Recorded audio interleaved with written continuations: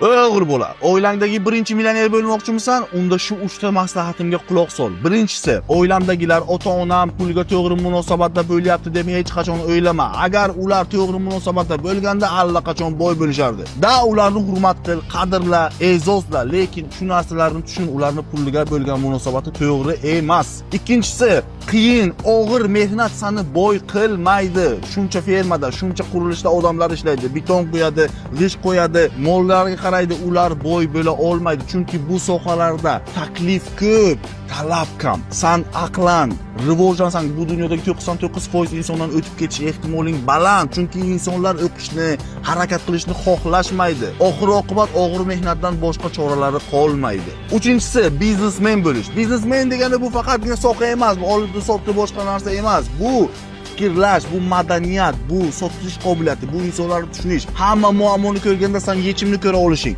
Mana shu narsa biznesmen. Mana shu narsani sen shakllantirish orqali, ilm olish orqali, o'z ustingda harakat qilish orqali, riskdan, mahsulotdan qochmaslik orqali sen millioner bo'lish ehtimoling yuqori bo'ladi.